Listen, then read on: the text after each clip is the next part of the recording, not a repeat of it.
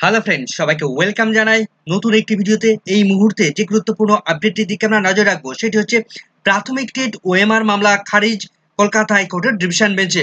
Single বেঞ্চের অর্ডারটিকে challenge জানিয়ে ডিভিশন বেঞ্চে 2014 টেট ওএমআর মামলাটি চ্যালেঞ্জ জানায় বেশ কিছু প্রাথমিক শিক্ষকদের পক্ষ থেকে। তো ডিভিশন বেঞ্চে বেশ কিছু অর্ডারের মধ্যে পরিবর্তন আনা হয়েছে। সিঙ্গেল বেঞ্চ যা অর্ডার দিয়েছিল সেই অর্ডারের মধ্যে গুরুত্বপূর্ণ কতগুলো নির্দেশ দিয়ে এই মামলাটিকে ডিসপোজ অফ করে দেওয়া হয়েছে। মাননীয় বিচারপতি হরিশ ট্যান্ডন এবং মাননীয় বিচারপতি প্রসেনজিৎ বিশ্বাসের ডিভিশন বেঞ্চে আজ টেট ওএমআর মামলাটি ডিসপোজ অফ করে দিলেন এবং কতগুলো তাৎপর্যপূর্ণ তারা অর্ডার দিলেন। তো আজ কি কি ঘটেছে কলকাতা হাইকোর্টের ডিভিশন বেঞ্চে, কেন এই মামলাটি খারিজ করে দিলেন বা মামলাটি কেন আর অগ্রগতি ঘটল না, বিস্তারিত থাকবে এই ভিডিওর মধ্যে।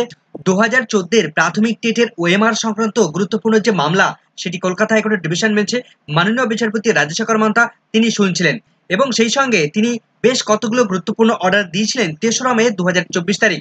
সেখানে তিনি টোটাল 33টি প্রশ্নবাণে বিদ্ধ করেছিলেন প্রাথমিক শিক্ষা পর্ষদকে। সেই অর্ডারটিকে চ্যালেঞ্জ জানিয়ে আজ ডিভিশন বেঞ্চে এই যে মামলার শুনানি হলো সেই অর্ডারটির উপর মূলত বেস করে এই আজকের অর্ডার এলো। তো 3রা মে 2024 তারিখে ওই মামলার যারা পিটিশনার ছিলেন সেখানে যে টোটাল 33টি প্রশ্নবাণে বিদ্ধ করা হয়েছিল সেই প্রশ্নগুলো করার অ্যাকচুয়াল অধিকারী আছে কিনা সেই সমস্ত পিটিশনাররা সেটা আগে প্রথমে দেখার নির্দেশ দিলেন।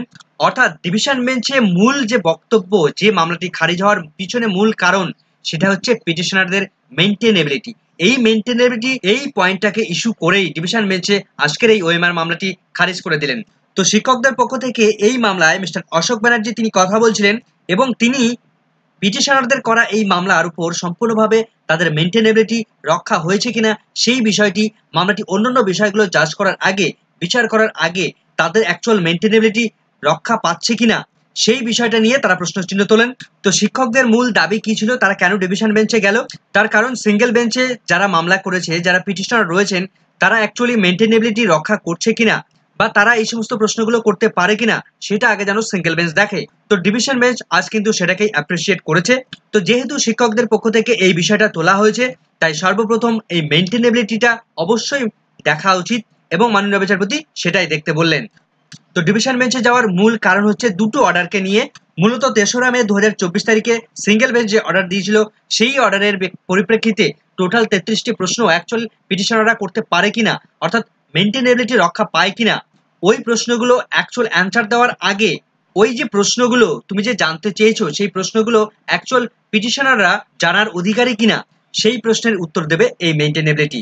এখন প্রশ্ন হচ্ছে যে এই মেইনটেনেবিলিটিটা কি।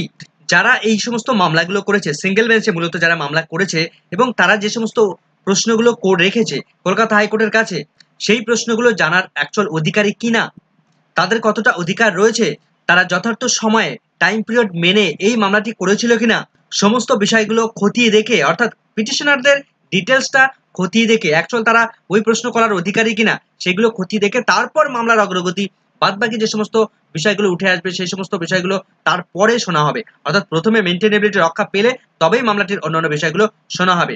তো ডিভিশন বেঞ্চ আজ কিন্তু এই তাৎপর্যপূর্ণ অর্ডার দিয়েছেন যে সিঙ্গেল বেঞ্চ যেমন তারা অর্ডার দিচ্ছেন বা যেমন তারা মামলার বিচার করছেন তেমনটা বিচার করতে পারেন, তবে তার আগে সবার প্রথমেই এই মেইনটেনেবিলিটিটা তাদেরকে আগে যাচাই করতে হবে, তারপরে গিয়ে বাদবাকি সমস্ত প্রশ্নের উত্তর তারা জিজ্ঞেস করতে পারেন। তো এই সংক্রান্ত এই মেইনটেনেবিলিটি সংক্রান্ত সুপ্রিম কোর্টের অর্ডারকে দেখিয়ে আজ কিন্তু শিক্ষকদের পক্ষে তারা কিন্তু আজকের এই মামলার অর্ডার তাদের পক্ষে নিয়ে গেল। তো ডিভিশন বেঞ্চে এই মামলার সঙ্গে দুটি অর্ডারকে চ্যালেঞ্জ জানানো হয়েছিল। তো যেহেতু দুটি বিষয় রয়েছে এখানে, তো এই বিষয়টা নিয়ে একটু প্রবলেম প্রথম দিকে লক্ষ্য করা গিয়েছিল। মাননীয় বিচারপতি তিনি কিন্তু প্রশ্নচিহ্ন তুলেছিলেন শিক্ষকদের পক্ষ থেকে। তারা দুটো বিষয় যেহেতু রয়েছে তবুও তা সত্ত্বেও তারা একটা কোর্ট ফি তারা পেমেন্ট করেছিল, অর্থাৎ 400 টাকা করে। তারা দুটি পেমেন্ট করেনি, একটা পেমেন্ট করেছিল 400, শুধু 400 টাকা করেছিল যেখানে 800 টাকা পেমেন্ট করার কথা ছিল। তো সেই বিষয়টা নিয়ে প্রথমে ইস্যু একটু তৈরি হয়েছিল। তো যাই হোক, পরবর্তীকালে সেটা মিটে যায় এবং তারপরে বিস্তারিত শুনানি হয়। তো শিক্ষকদের পক্ষ থেকে আরেকটি যে পয়েন্টটা ছিল, যেহেতু তাদের 32,000-এর যে মামলাটি সুপ্রিম কোর্ট থেকে কলকাতা হাইকোর্টের ডিভিশন বেঞ্চে চলে এসছে এবং ডিভিশন বেঞ্চে বর্তমানে বিচারাধীন অবস্থায় রয়েছে, তো সেই মামলা নিষ্পত্তি না ঘটিয়ে এই টেটের ওএমআর সংক্রান্ত বিষয় নিয়ে বিস্তারিত শুনানি করানো যায় কিনা সে বিষয়ে তারা প্রশ্নচিহ্ন তোলেন এবং আপাতত একটা স্টে অর্ডার তারা চেয়েছিলেন। তো পিটিশনারদের পক্ষ থেকে কথা বলছিলেন সুদীপ্ত দাশগুপ্ত মহাশয়।